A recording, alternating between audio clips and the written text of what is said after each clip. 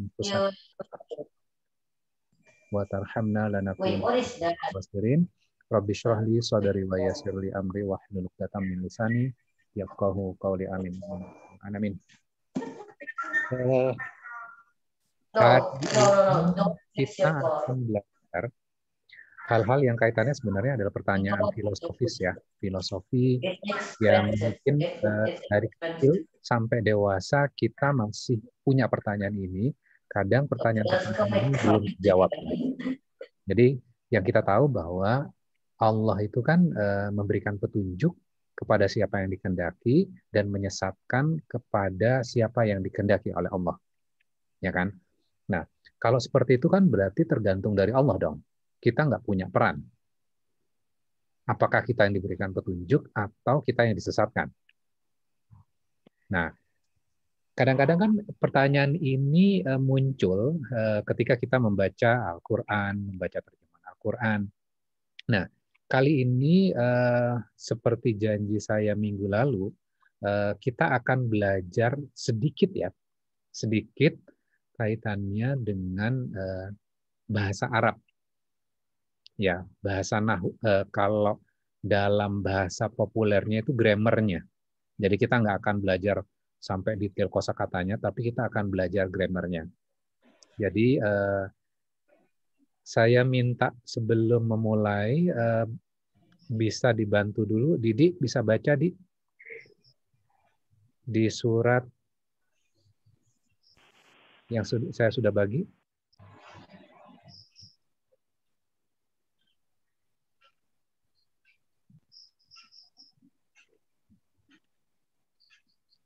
Surat 40 ayat 34 ya. Silakan dibaca.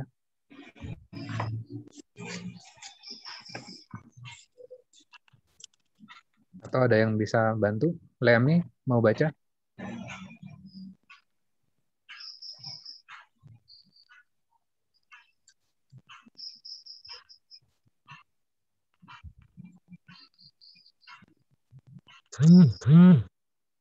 Silakan, atau ibu yang lain atau bapak ada yang mau bantu baca surat 40 ayat 34.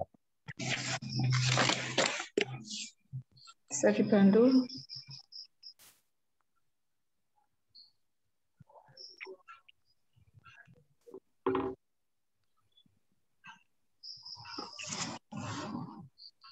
Saya bantu. Ya, silakan. Bismillahirrahmanirrahim. Walaqad ja'akum Yusufu min qablu bil bayyinati fama jiltum fi sakim mimma ja'akum bih hatta idza halaka qultum la yab'asallahu min ba'dihi rasulah. Kadzalika yudillullahu man huwa musrifum murtab.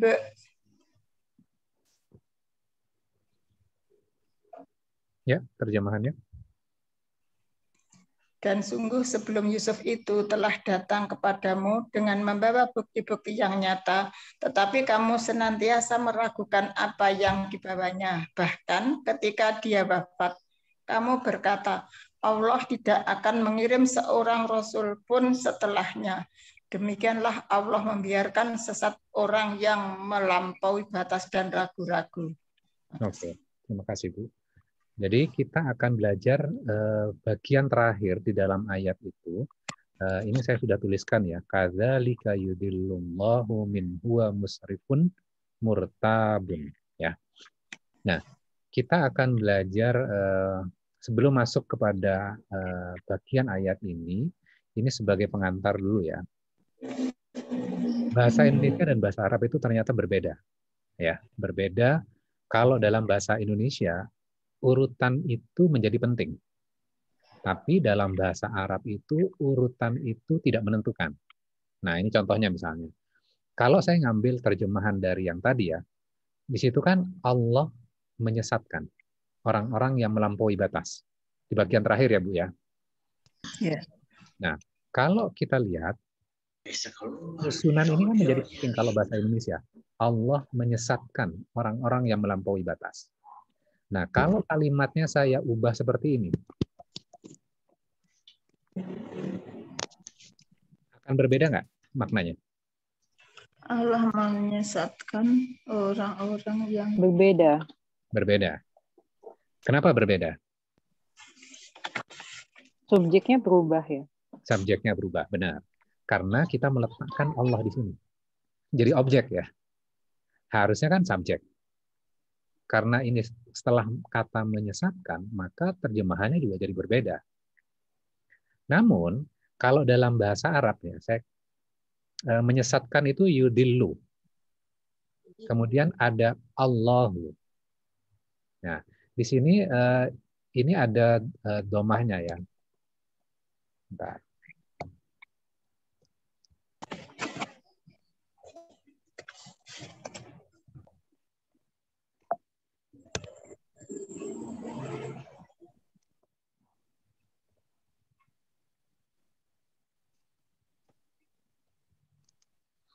Nah, kalau susunannya adalah yudillullahu, maka ini terjemahannya menjadi Allah menyesatkan. Padahal bacaannya apa, Bu?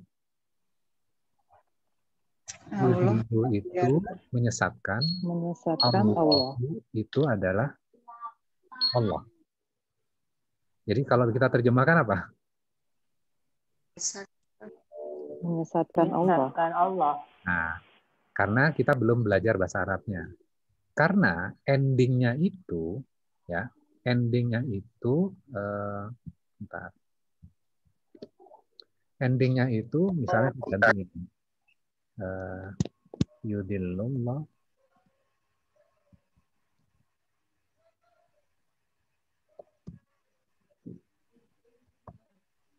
Kalau saya ganti seperti ini, yudillullah, jadi semuanya sama.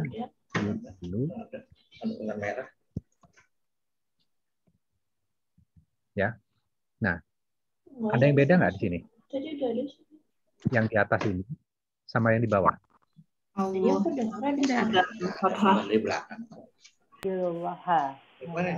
Allahu sama Allah. Ya, yang beda adalah bagian di sini. Doma dan patah.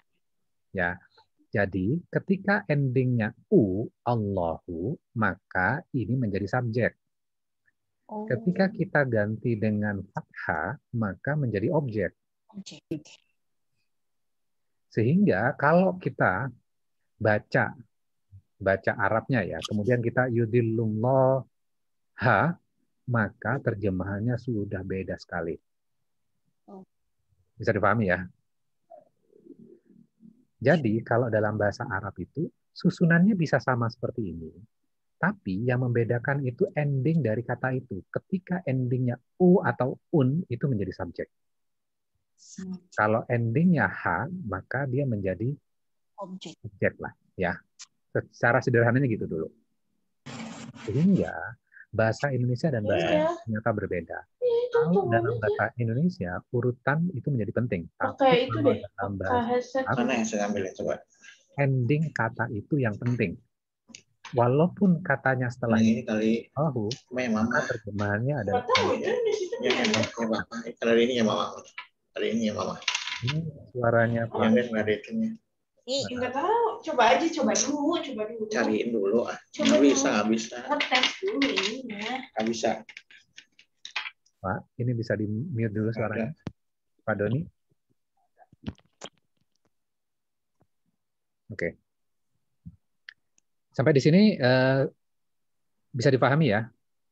Ya. Jadi kalau dalam bahasa Arab, perhatikan endingnya. Perhatikan endingnya. Karena jangan sampai kita salah membacanya. Ketika salah membaca fathah dengan doma aja, terjemahannya sudah jauh berbeda. Masya Allah. Bayangkan kalau misalnya kita membaca yudillullah, menyesatkan Allah. Emang siapa yang bisa menyesatkan Allah? Astagfirullah. Ya kan? Awalnya deprenator sih. Oke. Dan yang kedua, ini cuma pengenalan aja. Ya. Nggak ada soalnya. Ada isim sama fiil ya. Jadi apa bedanya isim sama fiil? Jadi gini, Allah menyesatkan orang-orang yang melampaui batas. Mungkin Allah itu kan subjek ya dalam susunan kalimat itu. Kemudian menyesatkan itu menjadi kata kerja. Ya, bisa dipahami ya. Kemudian orang-orang yang melampaui batas itu merupakan objeknya. Jadi, kata kerja dalam bahasa Arab itu dikenal dengan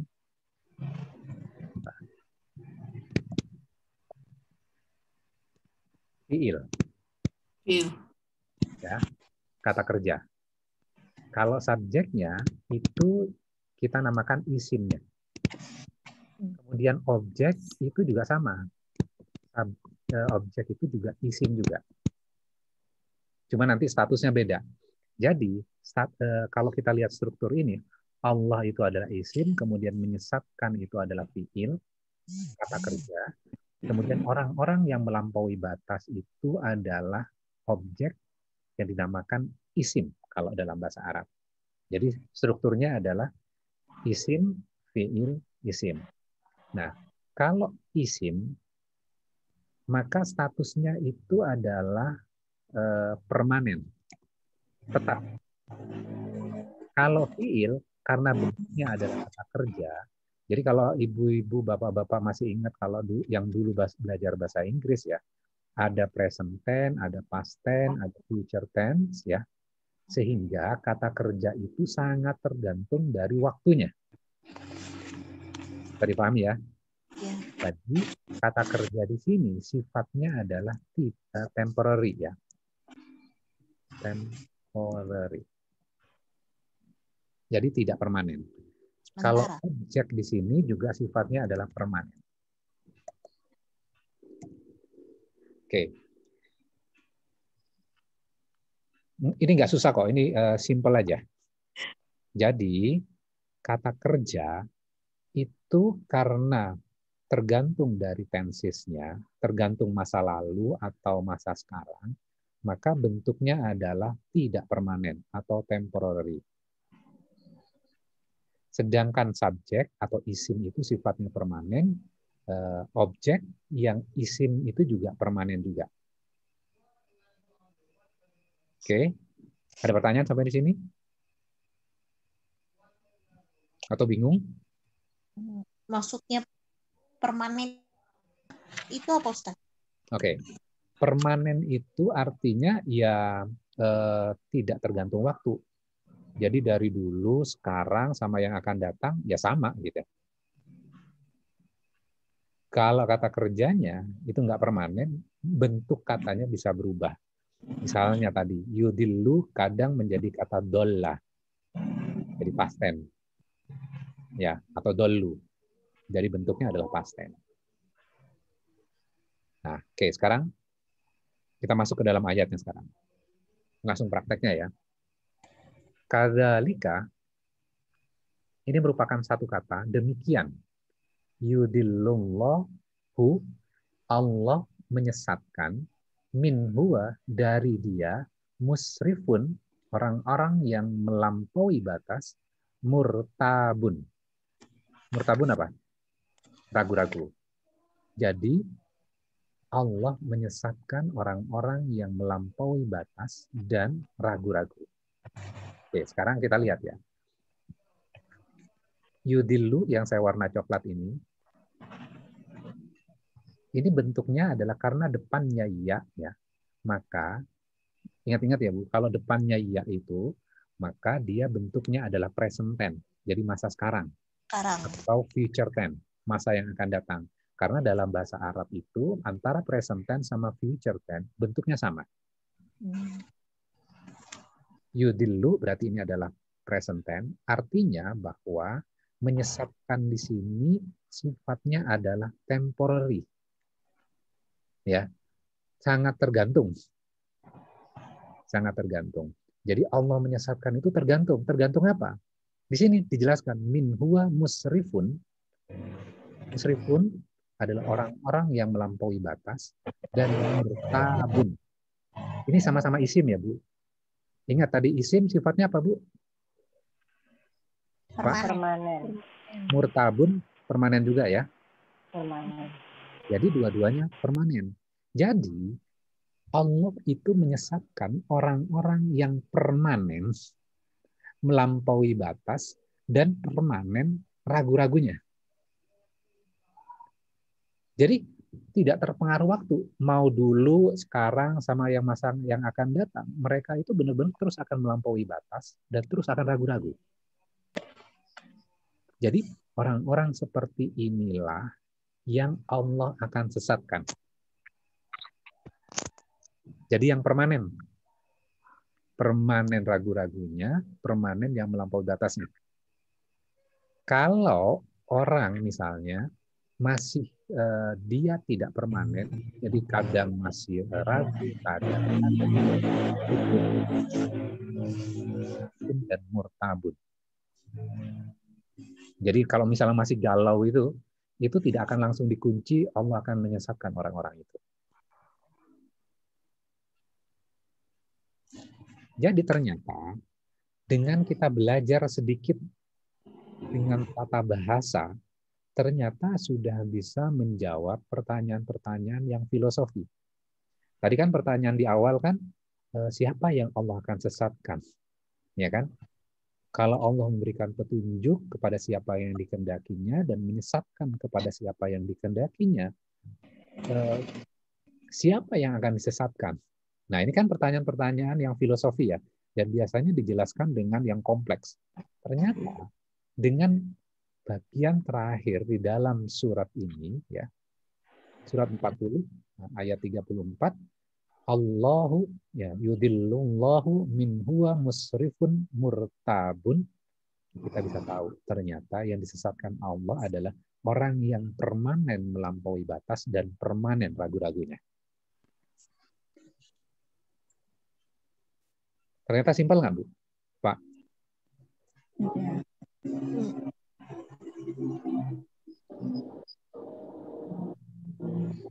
Ya. Jadi Allah menyesatkan orang-orang yang berlebih-lebihan. Berlebih-lebihan itu adalah isim, ragu-ragu juga isim. Jadi orang yang memposisikan dirinya, ya, orang yang memposisikan dirinya permanen sesat, dan ini merupakan keputusan siapa? Allah.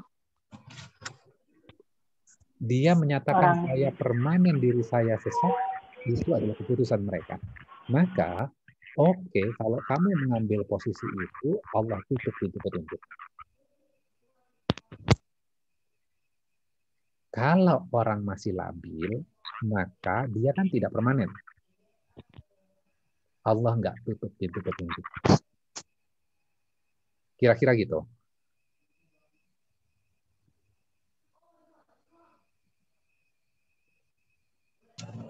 Jelas? Sampai di sini? Nah, yang saya jelaskan tadi, atau ada pertanyaan? Yang saya jelaskan tadi, itu sebenarnya adalah itu pelajaran nahwu. Pelajaran grammar dalam tata bahasa Arab.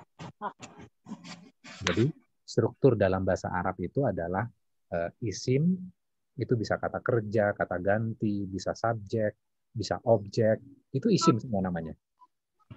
Sedangkan kata kerja itu fiil.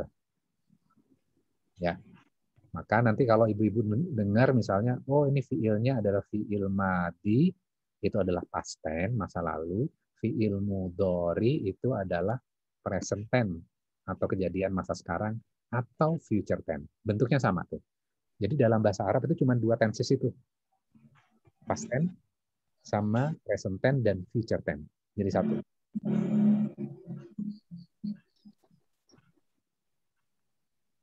Gitu. Oke? Ada pertanyaan sampai di sini?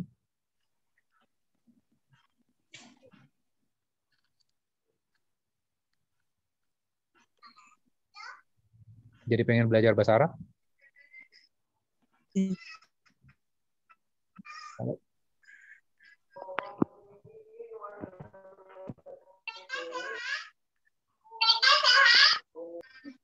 Oke, saya ambil contoh nih ya, supaya bisa lebih paham lagi ya. Misalnya gini, Allah.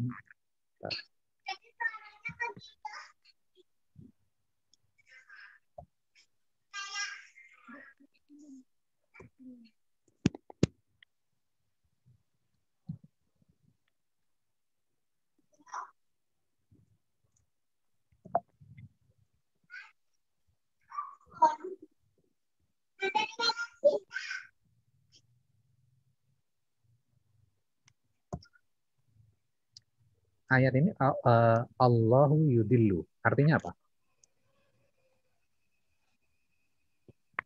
Ya. Allahu yudillu.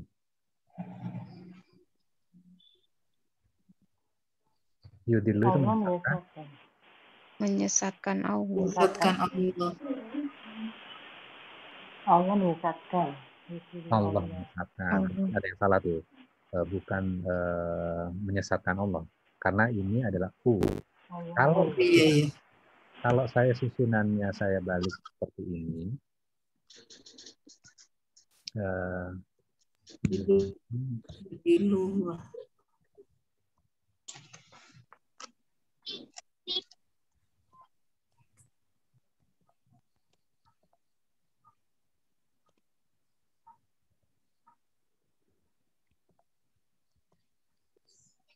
Sama nggak artinya?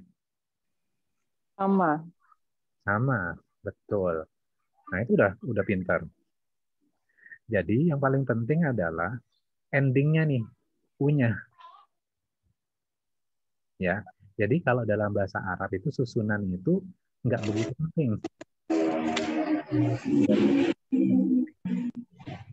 Ya.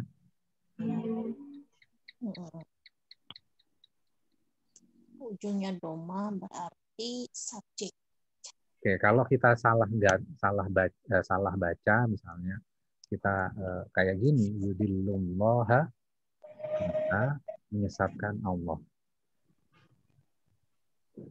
Karena mengganti dari subjek ya menjadi objek itu cuman ganti fathah atau domah saja. Makanya kan kadang-kadang kan kita bertemu Allah, Allahi, Allahu, ya kan? Karena tergantung statusnya dia posisinya apa. Isimnya sebagai subjek atau isimnya sebagai keterangan atau objek. Oke. Ada pertanyaan sampai di sini?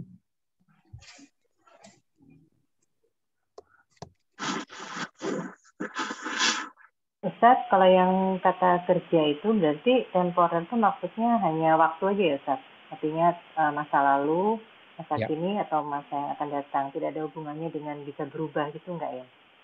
Tidak ada. Maksudnya menyesatkan kemungkinan tidak akan, mungkin dia akan datangnya tidak menyesatkan gitu atau bagaimana. Tidak, bukan karena itu, berarti waktunya aja ya? Ya, secara grammar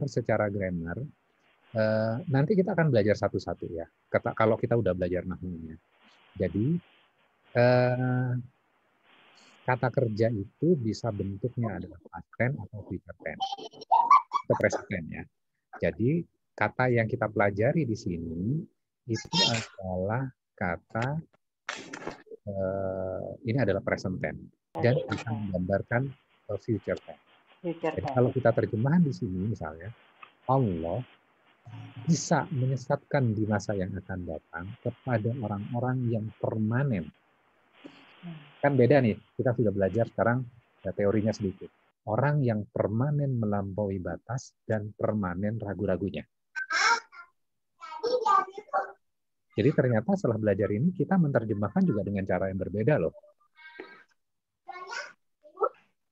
Kalau mau jadi past tense ini tinggal dihapus. Ini udah jadi past tense. Ya.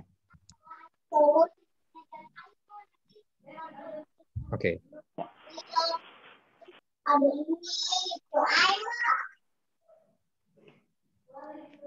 Udah? Ada pertanyaan?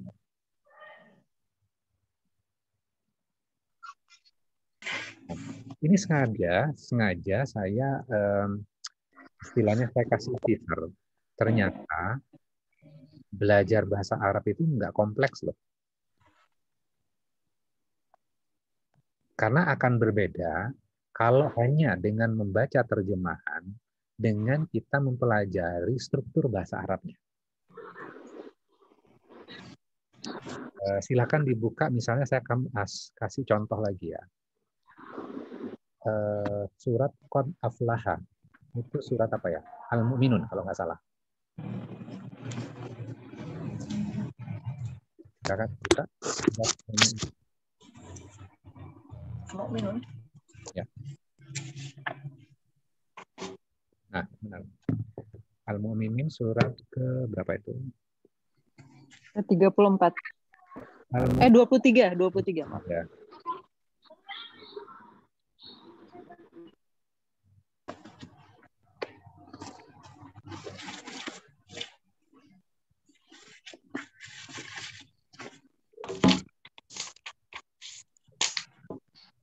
Dua tiga ayat pertama.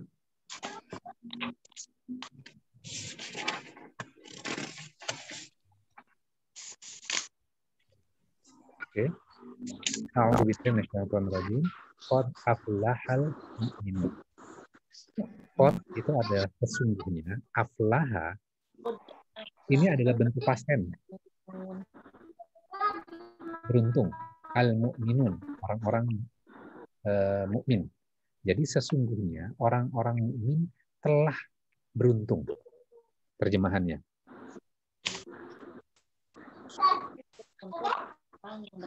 Karena kalau bentuk past tense harus diterjemahkan dengan telah ya Bu ya, Pak. Jadi aflaha ini adalah bentuk past tense ya, atau fiil madi gitu ya. Nah, pertanyaannya gini. Kalau kita lihat dengan membaca ini, sesungguhnya orang-orang mukmin telah beruntung. Pertanyaan saya, orang mukmin banyakkan beruntung atau enggak? Beruntung. Keadaannya sekarang susah atau gembira? Gembira. Karena udah pasti beruntung. Karena telah beruntung. Oke. Nah, telah beruntung. Kita lihat, orang mukmin banyak yang miskin enggak? Kenapa sih? Orang mukmin banyak yang miskin enggak? Ada. Ada. Ada. Banyak, Pak. Banyak. Oke. Kalau Banyak. banyak, Kayaknya karena kita mayoritas ya Ustaz. oke.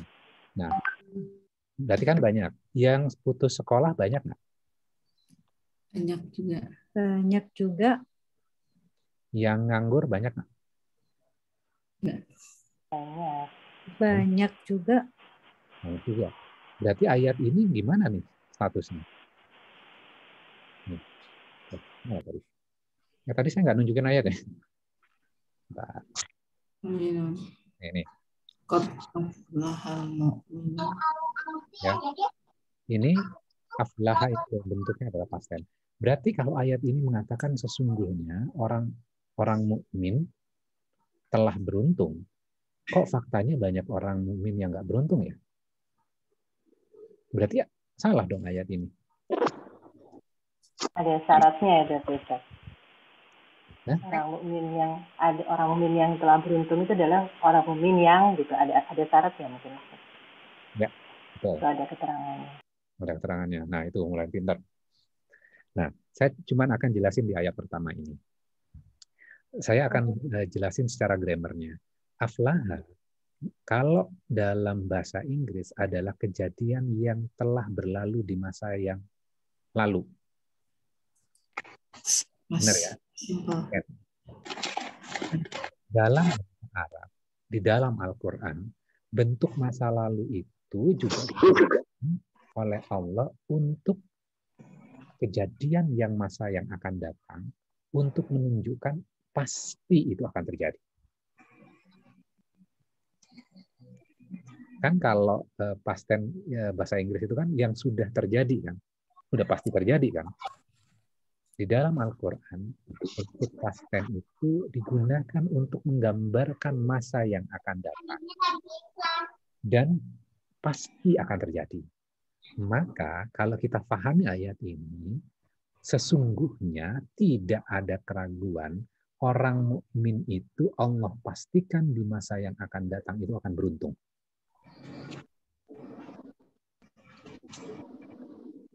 Bisa dipahami ya? Iya. Ternyata beda loh kalau kita paham grammarnya dengan nggak belajar grammarnya.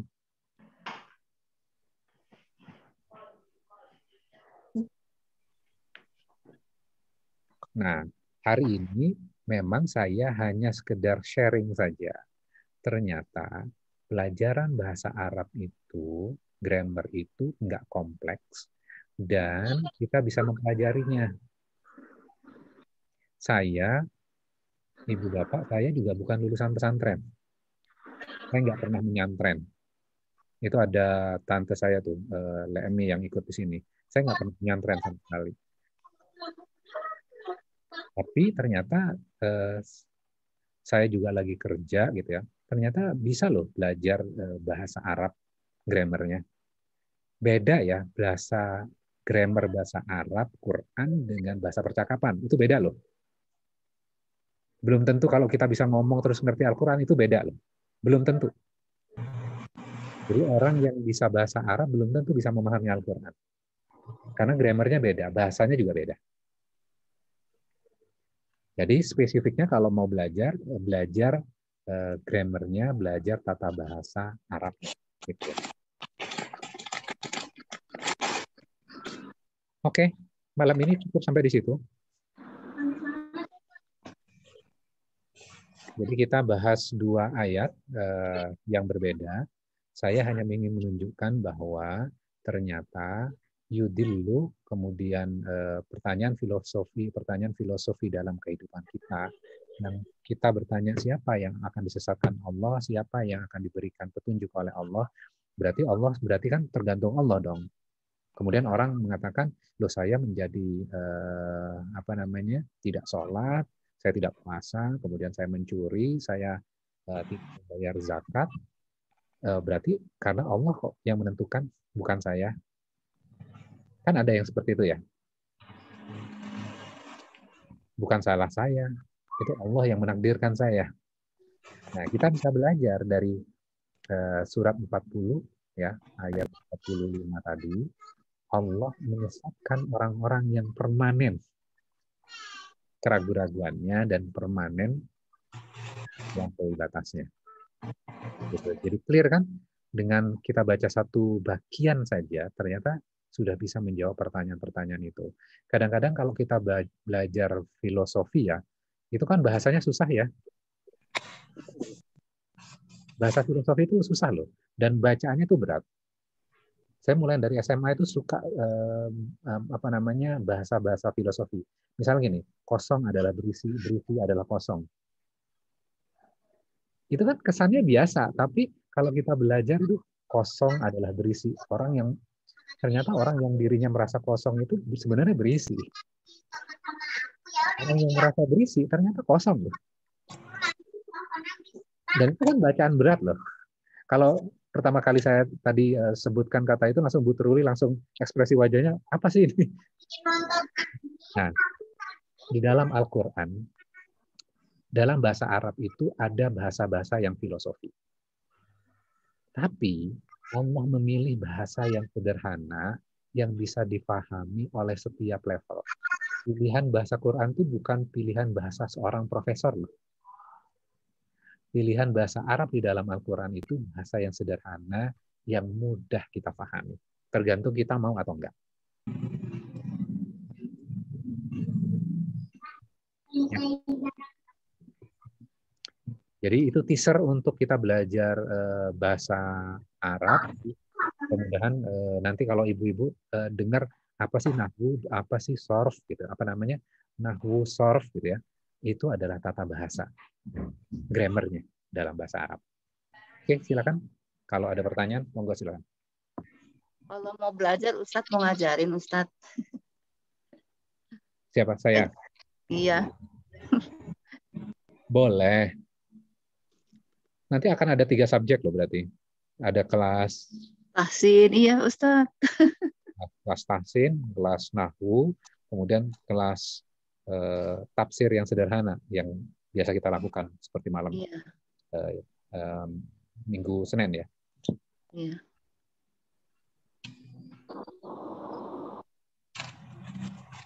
Karena mungkin saya pernah mencoba belajar tuh Ustadz dulu ilmu nahwu gitu. Saya ikut yang tafsir di Istiqlal gitu ya. Karena dengan Ustadz pesantrenan gitu, saya berat. Akhirnya malah berhenti, nggak melanjutkan Ustadz.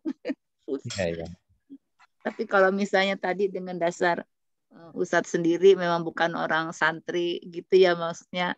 Jadi kayaknya masih bisa kebayang lah bagaimana bekalnya yang kita ini yang mau baru akan belajar gitu, Ustaz. Ya, makanya kan sebenarnya saya cuma jembatan aja. Kalau misal gini, kalau materi yang di pesantren ya disajikan ke ibu bapak sekalian yang basicnya nggak punya basic di pendidikan pesantren, itu akan berat. Saya mau cerita aja. Saya punya anak perempuan. Saya pilihkan pesantren yang pesantren itu mengajarkan nahwu. Jadi saya udah survei kemana-mana dan akhirnya ketemu satu pesantren di daerah Bogor, terus ada nahwunya. Kemudian setelah berapa ya, 1 semester ya, itu ada pelajaran nahwunya. Terus saya tanya ke anak saya, gimana nak pelajaran nahwunya? Susah ya. Pelajaran nahwunya susah. Enakan diajarin aja yang tabel yang ayah yang punya itu aja. Gampang. Nah, yang paling penting kan sebenarnya kan kita paham konsepnya. Oh gitu, Ustaz. Kalau misalnya saya langsung jelasin fi'il madhi, fi'il mudhari, kita akan terpaku pada hafalan ini madhi, ini mudhari. Terminologinya aja susah. Kalau saya jelaskan, makanya saya jelaskan, ini past tense loh. Pasti kan ibu bapak sekalian udah pernah belajar bahasa Inggris kan? Iya. Oh, past tense itu masa lalu, present tense sekarang. Saya pakai terminologi itu dulu. Supaya masuk pemahaman kita gitu. Ya, dibandingkan saya pakai fi'il madhi, fi'il mudhari, kemudian saya jelaskan isimnya adalah nanti rofa, kemudian nanti ke yang lain-lain akan lebih kompleks. Dan saya juga belajarnya, Bu, Bapak, pelajaran nahwu itu sekali pertemuan itu paling 7 menit. Sehari langsung ke ayat-ayat seperti ini sih, Ustaz ya, maksudnya. Iya, langsung ke ayat-ayat.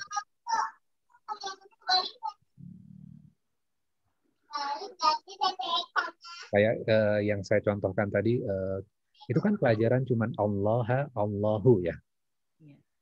Tapi kan kita dapat, ternyata dengan endingnya diganti doma, kita belajar doma dengan fathah, ternyata beda loh nanti terjemahannya. Strukturnya jadi berubah. Nah, ketika kita sudah tahu, ternyata ini loh impact-nya. Ini loh manfaatnya. Akhirnya, ya saya mau belajar tekniknya. Tapi kalau diajarin tekniknya dulu, gitu, baru pertemuan sebulan itu pasti rontok. Pasti tadi Ibu cerita ikut pelajarannya, tapi akhirnya susah, akhirnya kan mundur kan? Iya, karena disuruh beli buku itu tadi Ustaz. Coba siapkan ya buku ilmu nahwunya gitu.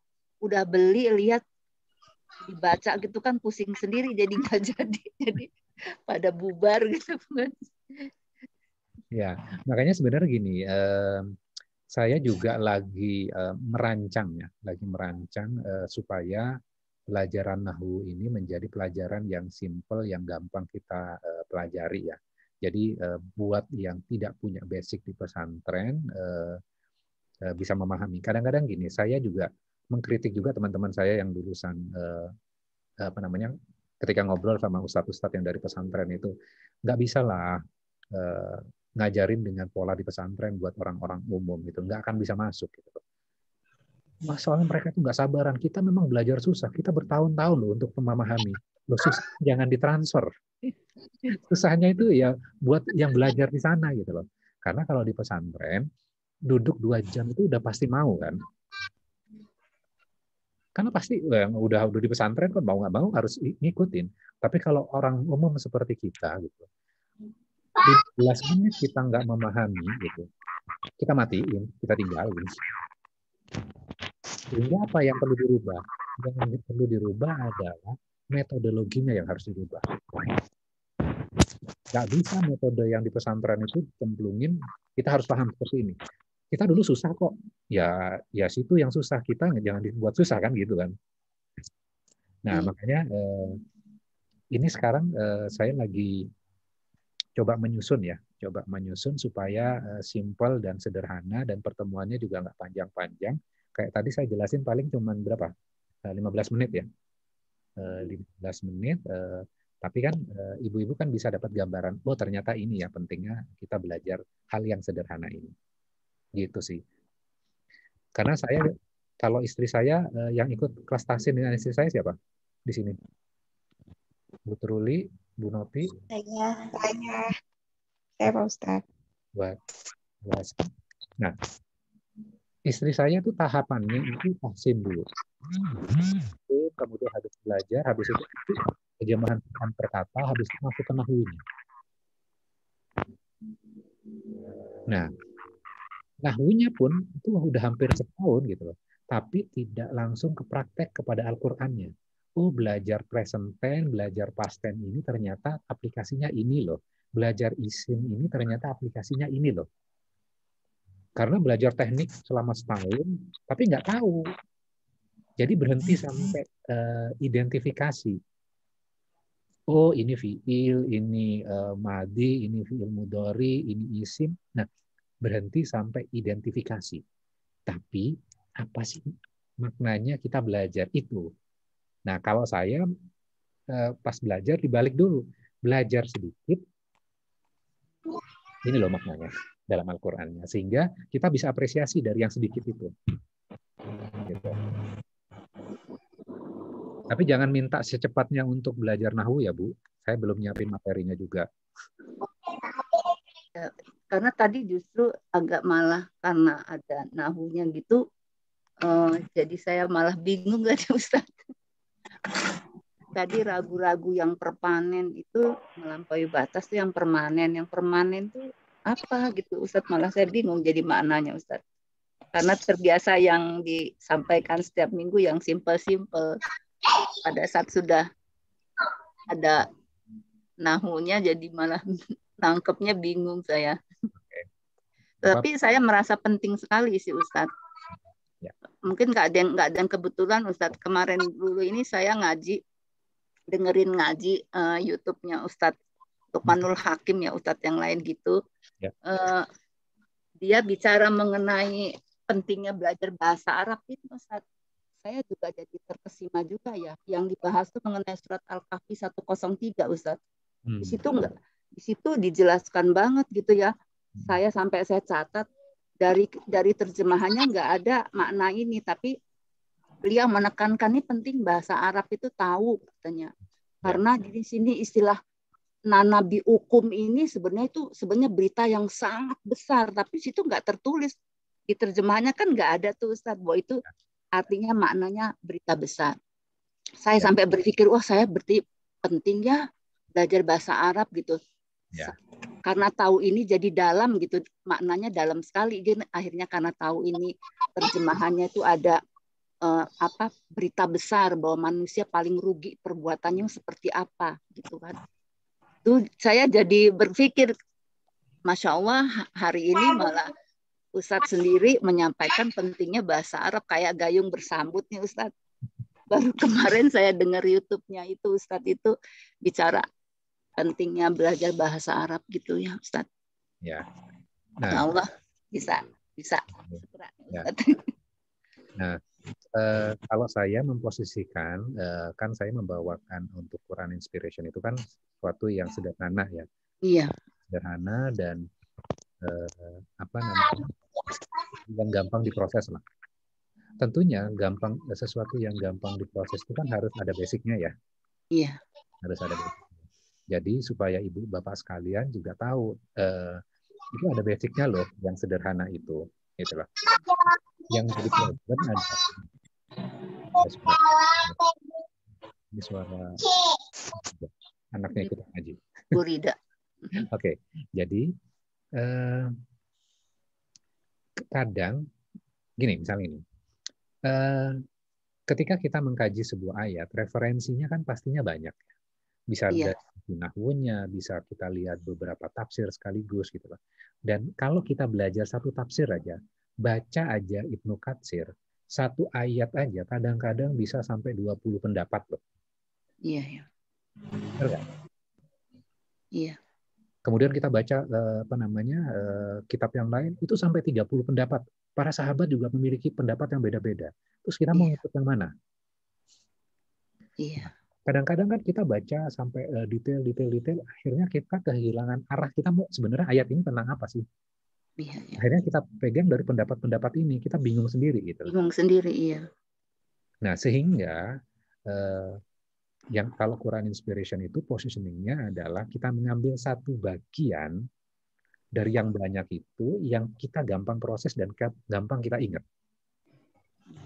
Dan relate dengan kehidupan kita. Karena Quran itu kan kontekstual ya. Iya. Dan itu sebenarnya kalau saya menyarankan baca tafsirnya Buya Hamka. Karena sebagian yang saya sampaikan itu nggak jauh beda dengan Buya. Iya. Cuman contoh-contohnya kadang-kadang kan perlu dimodifikasi sehingga relate dengan kehidupan kita sekarang. Dan kalau kita baca tafsir klasik misalnya Ibnu Katsir misalnya, itu akan dibawa kepada zaman dahulu gitu. Kalau kita baca tafsirnya Buya Hamka, kita akan dibawa ke konteks zaman kekinian. Tafsirnya Quraisy Shihab, zaman kekinian juga. Nah, habis itu kan kita memproses lagi gitu loh. Karena kalau kita baca tafsir, nanti itu akan ketemu nahwu lagi di situ. Fi'il madhi, fi'il mudhari itu akan dijelaskan tuh di kitab-kitab klasik. Nah, kalau kita langsung baca tafsir itu tanpa tahu, oh ini fi'il madhi, fi'il mudhari, kita akan bingung loh. Akhirnya kita tinggalin tuh kitabnya. Iya. Nah, kenapa akhirnya saya setelah mungkin hampir setahun kali ya kelas ini ya? Ya pokoknya udah hampir setahun. Akhirnya saya memberanikan masuk, ini loh ada nahwunya. Minimal ini sebagai pengenalan. Iya. Karena waktu itu kan saya sebutkan beberapa kali nahwu, sarf gitu. Itu pelajaran apa sih Ustaz? Masih ada yang bilang seperti itu. Nah, nahwu itu salah satunya yang tadi yang saya contohkan. Dan ke depan kita nggak akan balik ke ini ya, karena nantinya fokus kita di kelas Quran Inspiration adalah memang kita belajar sesuatu yang sederhana aja. Sederhana ini. Jadi terpisah gitu ya Ustaz? Terpisah. Dan saya malah mikirnya kemarin, saya mikir gini, wah pantesan Ustadz Alam itu ngambil sekolah lagi ya. Kalau saya malah mikir, apa saya juga pengen sekolah lagi. Ternyata mungkin apakah Ustadz berpikir bahwa nahwu itu sederhana karena Ustadz sudah mulai ikut kuliah lagi itu Ustadz. Oke. Kan berbeda banget dengan kita yang sama sekali nggak belajar gitu loh Ustadz. Oke. Saya itu kuliahnya, kalau saya mau cerita ya, kuliah saya S1 di ITB, saya ngambil statistik. S2 saya magister manajemen. Iya. Ngambil strategik bisnis. Jadi nggak ada kaitannya dengan Al-Quran tuh. Katanya Ustaz kan lagi sekolah lagi Al-Quran Ustaz. Katanya saya belajar yang non formal di apa namanya? Bidang lainnya. Di yang Quran ya. Satu tafsirnya, kemudian yang kedua adalah termasuk yang nahwu ini. Nanti ada subjek studi lagi namanya balaghah. Itu balaghah. Sastraan. Saya kasih contoh mau nggak yang balaghah? Ya saya kemarin dengar tuh Ustaz balaghah gitu luar biasa ya. Tapi supaya yang mana dulu nih Ustaz? Tugas saya adalah membuat ibu bapak sekalian jadi kepengen. Ya, saya tunjukin satu ayat aja di surat. Kelihatan? Kelihatan Ustaz. Waktu itu kita udah pernah bahas. Saya ulang lagi nih ya. Nih ya. Ayat 80 nih. Allazi ja'ala lakum minasyajaril akhdari naran fa idza antum minhu tuqidun. Yaitu Tuhan yang menjadikan untukmu api dari kayu yang hijau. Maka tiba-tiba kamu menyalakan api dari kayu itu. Kalau ibu bapak sekalian baca ini, maksudnya apa? Kayu yang hijau. Padahal ini indah banget ini. Ini balaghah namanya. Sastra nih. Mana sastranya? Nggak kelihatan. Kalau nggak dijelasin. Nah, saya jelasin nih sekarang. Iya. Alladzi ja'ala lakum. Yaitu Allah yang menjadikan untuk kamu minasyajaril akhdari naro, untukmu api dari kayu yang hijau. Padahal sebelumnya, di beberapa ayat sebelumnya, itu diceritakan kaitannya dengan neraka dan surga. Ya. Nah, surga itu jannah. Jannah itu apa? Jannah itu kebun, banyak pohon-pohonan. Oh, iya. Hijau nggak? Hijau. Hijau. Di sini Allah mengatakan minasyajar. Minasyajari. Artinya pohon-pohon. Kemudian habis itu Allah bercerita, Allah juga menciptakan api dari pohon-pohon itu. Jadi pohon itu mencerminkan apa? Surga. Api mencerminkan apa? Neraka. Sudah dapat ya. Fa'idha, maka tiba-tiba antum. Antum apa? Kamu.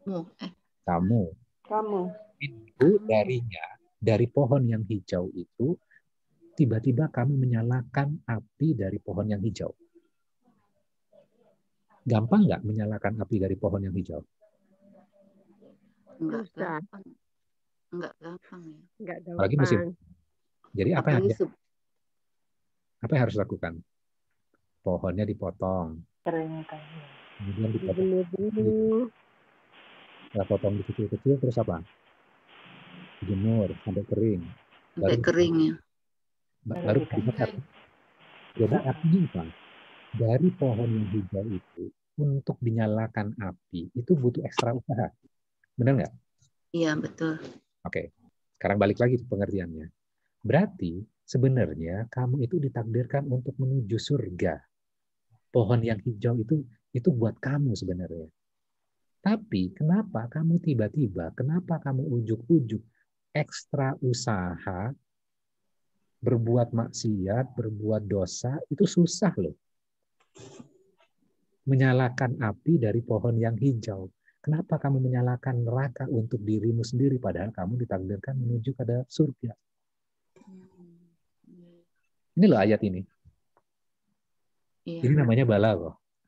Jadi ini bukan hanya bercerita tentang kayu dan pohon yang hijau kemudian api. Ya, bisa dipahami ya. Ternyata kita itu ditakdirkan untuk kembali lagi kepada surga. Menuju surga itu gampang, tapi menuju neraka itu lebih susah. Butuh ekstra usaha. Orang nyolong nih butuh ekstra usaha ya, Bu ya. Iya. Dia sembunyi-sembunyi, takut ketahuan, alat buktinya dihilangkan semuanya, kan butuh usaha ya. Ya. Berbuat dosa juga usaha. Iya, Bu. Berbuat dosa itu usaha loh, susah loh. Ya. Kita ambil contoh misalnya, zina itu kan dosa. Iya. Orang zina itu ekstra usaha loh, Bu. Bayarnya, ya kan? Ke hotelnya, sembunyi-sembunyinya, takut kamera CCTV, takut diupload di sosmed. Itu kan ekstra usaha loh. Beda kalau misalnya berdua sama istri ke hotel, nggak masalah kan? Iya. Menuju surga ternyata gampang loh, menuju neraka itu susah. Tapi orang ekstra usaha untuk menuju neraka. Kan aneh kan? Ini loh ayat ini. Ya, ayat 80 di dalam surat Yasin. Itu namanya balaghah. Jadi kepengen lagi belajar balaghah. Jadi kalau bahasa Arab itu istilahnya kan saya mau belajar bahasa Arab itu sebenarnya apa yang ininya macam-macam gitu ya Ustadz ya? Ya. Makanya saya tiap hari belajar terus. Berarti balaghah itu arti dibalik dari yang tersirat di Al-Quran itu ya Ustadz ya? Ya, betul. Jadi waktu itu kan saya cuma ngambil clue-nya aja nih. Perhatikan kita belajar Al-Quran itu bukan hanya belajar apa yang dikatakan di dalam ayat itu, tapi kita belajar dari apa yang makna dari yang dikatakan. Itu kan bahasa terjemahan dari Balaghah tadi ya. Iya. Tapi ibu-ibu ngerasa, oh ya ini gampang nih. Karena itu kan proses kayak peresan. Karena sebelum saya kasih materi ke ibu bapak sekalian, saya udah summary-in. Iya. Saya belajar dulu gitu loh. Jadi saya harus nyiapin materi dulu dari apa yang saya pelajari, saya olah lagi, saya baca lagi dari beberapa literatur, kemudian baru saya sampaikan lagi. Materinya itu bisa panjang, tapi kadang-kadang saya sampaikan dengan ya paling sebenarnya 5 slide itu kadang-kadang udah setengah jam sendiri kok. Iya. Nah, kalau di YouTube sekarang saya maksa gimana materi yang panjang itu jadi cuma 5 menit. Iya. Karena poinnya gini, kita menyampaikan itu tidak boleh kompleks. Ya. Kalau kompleks, ya biarin kita yang belajar di proses di belakangnya. Kalau sebagai student kan kita harus kompleks ya Bu ya. Tapi kalau ngajarin itu orang supaya paham dan gampang relate. Iya. Saya diajarin oleh profesor saya, sama diajarin sama anak yang baru lulus S2, itu lebih kompleks anak lulusan S2. Apalagi dia baru lulus S1, kompleks banget. Iya. Kalau diajarin orang pinter, masalah yang kompleks jadi sederhana. Simple, ya. Kemarin saya baru dapat training tentang bagaimana communication skill di international level. Materinya cuma 3 poin doang. Ini orang pinter banget gitu loh, dari yang kompleks itu disajikan sederhana. Nah, Al-Quran itu menyajikan hal yang sederhana. Satu poin lagi nih ya, satu poin lagi. Kadang-kadang saya kan di-share di dalam grup, baik grup keluarga, grup ya teman, SMA, SMP, kuliah gitu loh. Kadang-kadang di-share kaitannya dengan hal agama ya. Nah, kemarin itu saya dikirimin ada seorang sosoknya Ustadz pakai topi. Kalau saya kan nggak pakai topi ya sekarang. Nggak pakai sorban. Nah, terus dengan background kitab-kitab. Kemudian habis itu disajikan gini. Ini ada orang yang alim, orang yang soleh. Kemudian orang yang soleh ini dia memiliki sebuah kelebihan. Kemudian kelebihannya itu bisa melihat sesuatu yang manusia tidak bisa lihat. Kemudian dia bisa berdialog dengan makhluk yang gaib, yaitu virus. Kemudian dia berdialog dengan virusnya. Kemudian ditanya, tugas kamu apa? Tugas saya adalah saya akan menginfeksi 1000 orang. Terus gitu.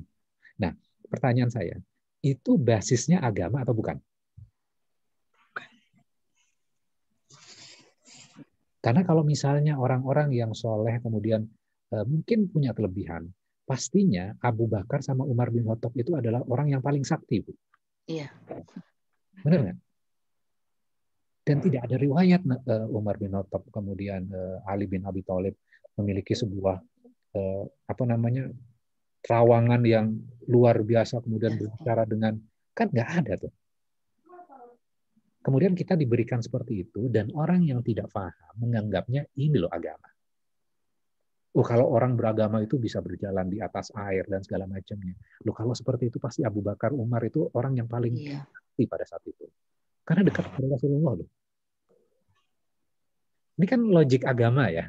Jadi agama itu apa? Agama itu adalah Al-Quran, agama itu adalah hadis Rasulullah. Udah, itu aja. Kemudian nanti akan ada penafsiran-penafsiran yang banyak gitu.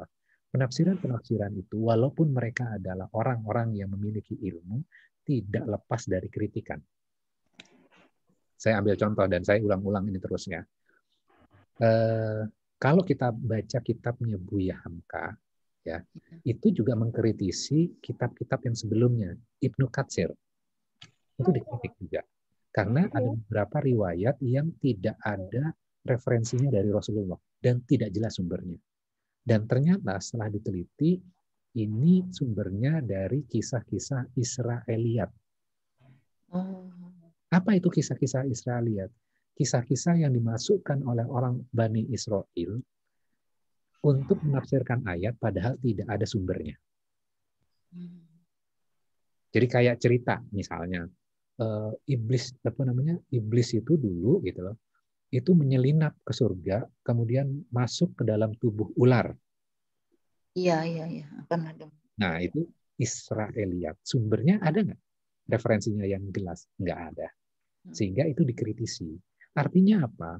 Bahwa mengkritisi antar ulama-ulama itu hal yang biasa. Kadangkala kita mengkritik seseorang udah kayak kita bermusuhan gitu loh. Itu hal yang lumrah gitu loh. Yang tafsir itu kan penafsiran orang, benar nggak? Iya.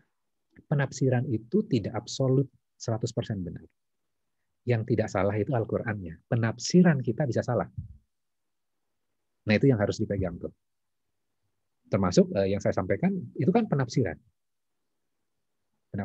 Iya. Maka kita harus balik lagi kepada ayatnya, kepada Al-Qur'annya. Maka kita harus lihat referensinya. Kadang-kadang kan kita dengerin, oh iya kata Ustadz saya ceritanya gini-gini. Nah, itu yang bahaya. Jadi biasakan dalam hal agama, lihat Qur'annya, lihat hadisnya, kemudian tafsirnya apa. Lihat lagi Qur'annya. Kayaknya nggak make sense ya, kayaknya nggak masuk akal ya. Tanyain aja. Nggak apa-apa. Gitu. Oke. Iya. Hari ini overview. Iya. Overview banyak hal supaya ngebuka wawasan kita semua. Mana nahwu, mana sorf, mana balaghah tadi, mana referensi agama yang paling tingginya itu apa, sehingga kita tidak salah dalam berpijak. Ya, oke. Nah, Ustadz, kalau misalnya kita menjelaskan dengan apa yang Ustadz sampaikan selama ini kan Quran Inspiration itu kita lebih duluan nahwu atau balaghah nih Ustadz?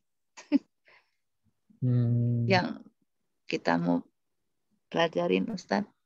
Oh, kalau nanti? Iya, maksudnya. Ya nahwu dulu. Oh, nahwu dulu. Nahwu dulu. Karena beberapa pelajaran nahwu sebenarnya saya udah berikan ya. Saya udah upload di YouTube saya. Kalau mau lihat-lihat sudah ada sih di situ, dicari-cari aja. Jadi next pertemuan berikutnya kita balik lagi seperti format awal ya, Quran Inspiration seperti reguler, kita tidak menyinggung nahwu lagi, paling sedikit-sedikit lagi. Iya. Sedikit aja. Kalau mau nyinggung nahwu lagi, Ustadz kasih PR gitu, Ustadz di WA Ustadz di grup. Iya. Coba tonton YouTube saya gitu, jadi kita jadi siap gitu Ustadz. Tapi nanti kalau saya kasih PR takut PR nanti takut nggak hadir ya Ustaz. Iya, tapi nggak apa-apa. Oke, namanya juga belajar ya Bu. Iya, belajar Ustaz. Jadi terbuka keinginan yang besar untuk belajar Quran secara utuh gitu. Jadi lebih merasa nggak tahu apa-apa nih Ustaz. Ya, makanya saya bilang kosong adalah berisi adalah kosong. Oke. Terima kasih Ustaz. Kita tutup dengan doa kafaratul majelis. Subhanakallahumma wa bihamdika asyhadu an la ilaha illa anta astaghfiruka wa atubu ilaik. Mohon maaf jika ada yang kurang berkenan. Wabillahi taufiq wal hidayah. Wassalamualaikum warahmatullahi